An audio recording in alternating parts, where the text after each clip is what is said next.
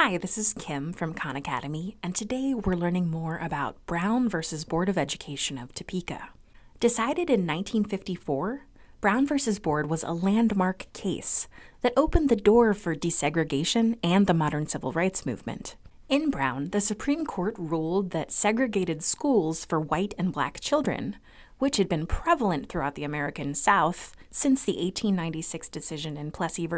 Ferguson legalized segregation, were in fact inherently unequal. The named plaintiff in this case, Oliver Brown, was the father of Linda, a third grader who had to take a bus to a segregated elementary school that was much farther from her home than the nearby school for white children. To learn more about the Brown case, I sought out the help of two experts. Theodore is the Julius L. Chambers Distinguished Professor of Law and Director of the Center for Civil Rights at the University of North Carolina School of Law. Michael McConnell is the Richard and Frances Mallory Professor and Director of the Constitutional Law Center at Stanford Law School and a Senior Fellow at the Hoover Institution. So, Professor Shaw, could you just kind of set the stage for us? What was the overall social and political context behind this case? Well, Brown was decided in the Cold War era. I think that's important for reasons that I'll come back to. But it also was decided, I guess it was 58 years after the Supreme Court ruled in Plessy versus Ferguson that separate but equal railway cars were constitutional. Of course, that extended to all walks of life in the South. And so what you had was Jim Crow segregation sustained and set in place by law.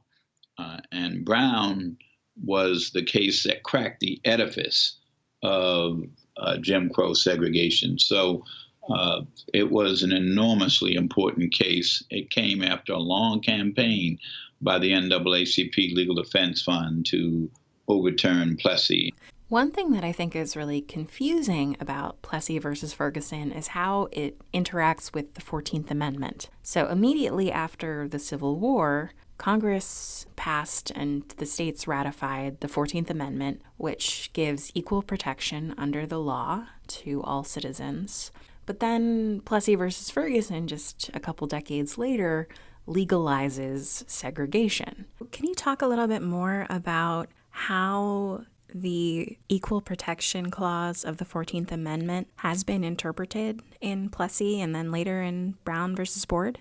The doctrine of separate but equal was itself a departure from the prior understanding of what the 14th Amendment meant. In the immediate wake of the 14th Amendment, segregation was understood to be a violation of equal rights. Thus, the Congress of the United States passed the Civil Rights Act of 1875, which prohibited mandatory segregation of among other things, railroads. Now, that was struck down in 1883, I believe it was, 1886, but for reasons not related to separate but equal or segregation. But it's only in the late 1880s and 1890s that states began passing Jim Crow legislation like the law in Plessy versus Ferguson. I think Plessy very likely would have come out a different way had it come up 25 years earlier. It's really very difficult to understand the logic of Plessy because Plessy takes the point of view that segregation is okay because it treats everyone the same way, and the sense of inferiority or insult that comes from segregation, the court just ignored. You can read the opinion different ways, and people do and have read the opinion different ways.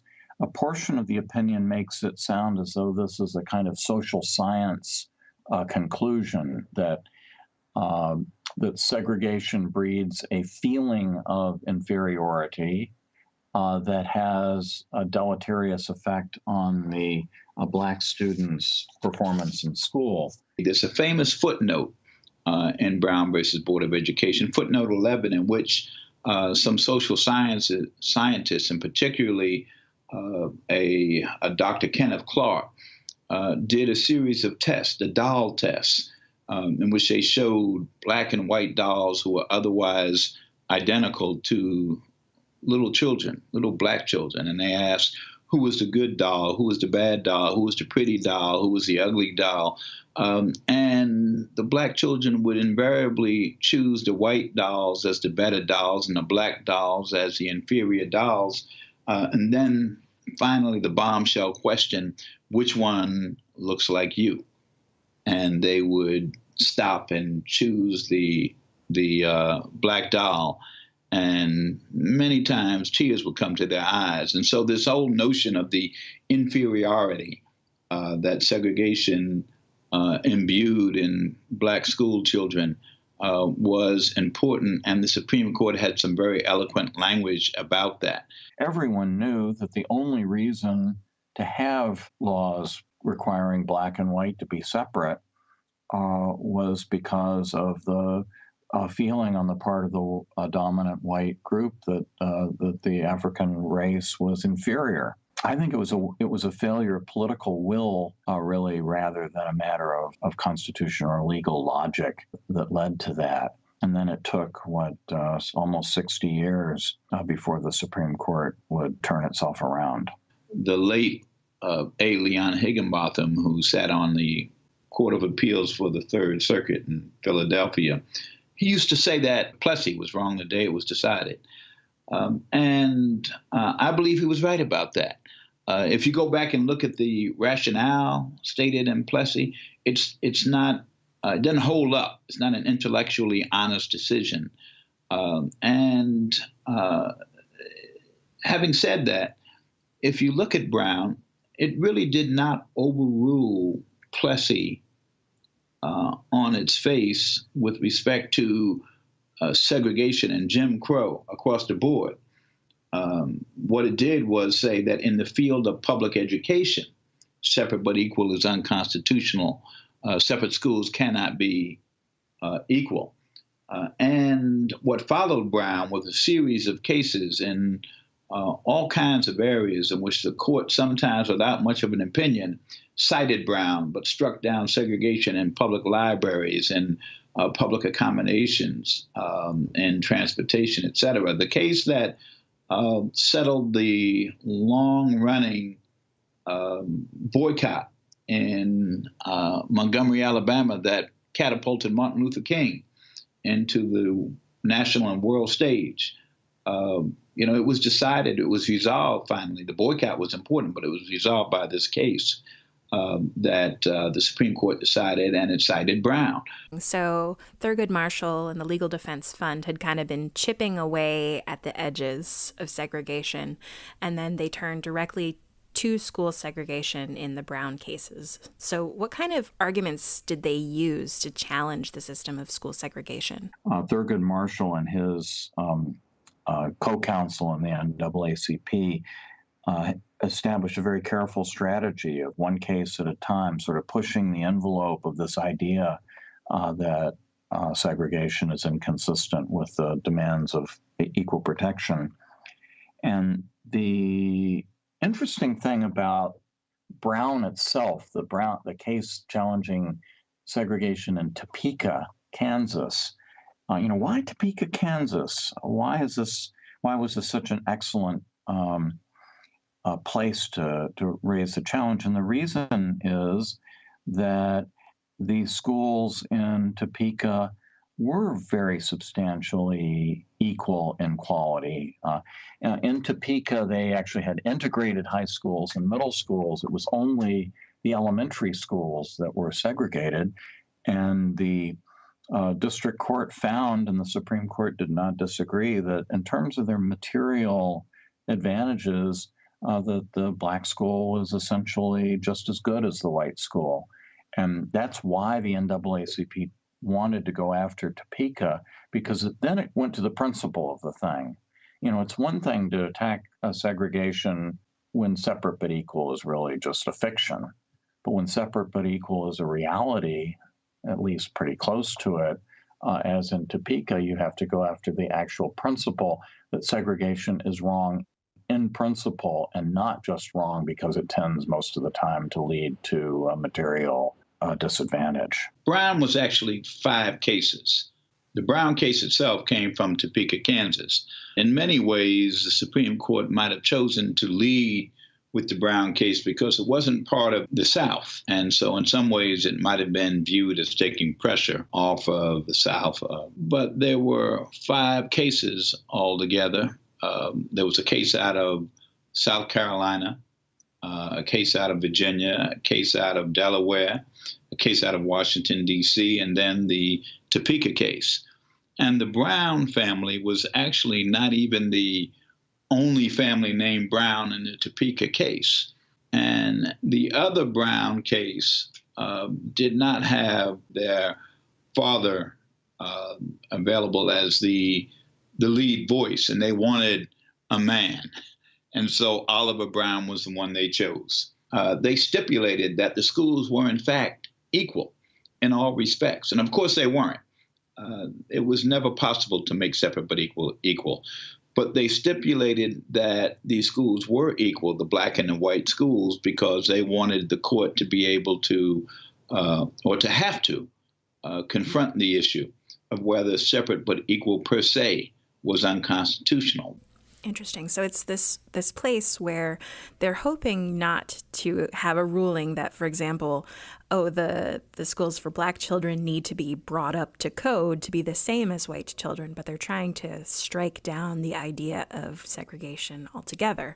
And indeed, they rule unanimously that separate but equal facilities are inherently unequal. The Supreme Court in Brown says, well, whatever may have been the status of education as a civil right back in the 19th century, by now it surely is a civil right, and therefore there can be no discrimination with regard to it.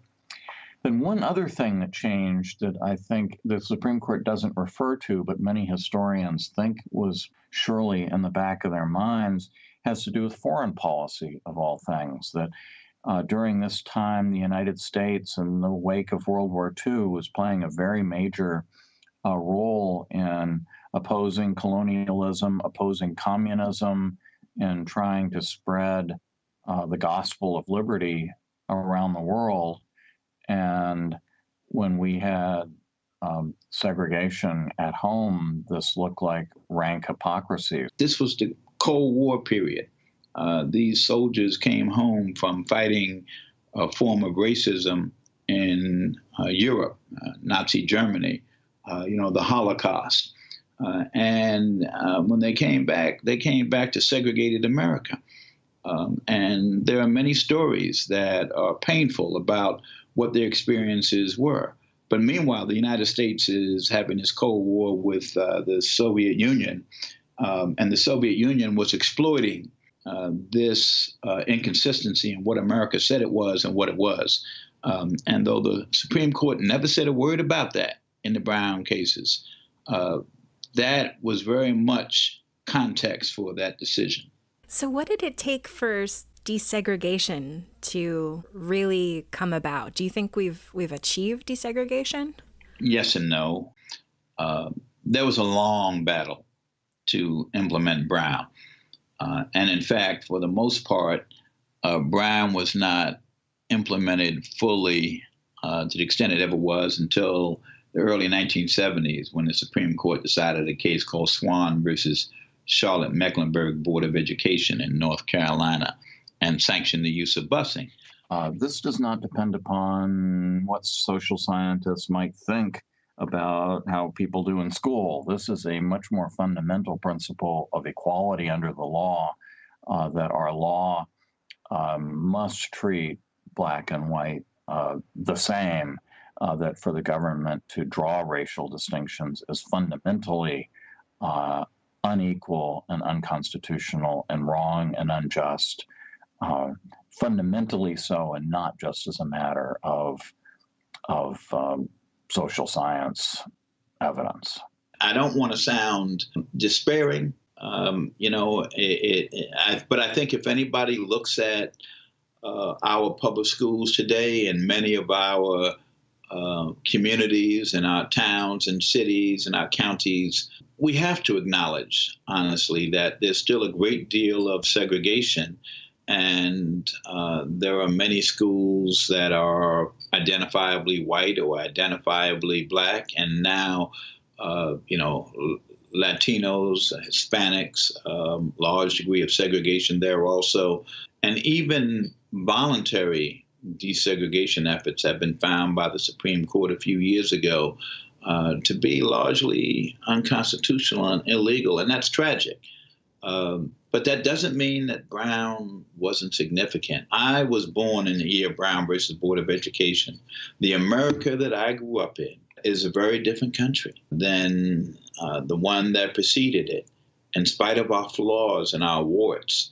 No Brown versus Board of Education, no civil rights movement, I would say, and ultimately no desegregation of our society to the extent that we've accomplished it, and we have to a great degree. No Barack Obama. So I think Brown stands, as I said, as a dividing point in America, but we can do better. So we've learned that under the leadership of Thurgood Marshall and the NAACP Legal Defense Fund, the decision in Brown versus Board of Education struck a major blow to the system of segregation. After World War II, amidst the ideological struggle of the Cold War, the Supreme Court overturned the precedent set in Plessy versus Ferguson and ruled that segregated education constituted a violation of the Equal Protection Clause of the 14th Amendment. To learn more about Brown versus Board, visit the National Constitution Center's Interactive Constitution and Khan Academy's resources on U.S. government and politics.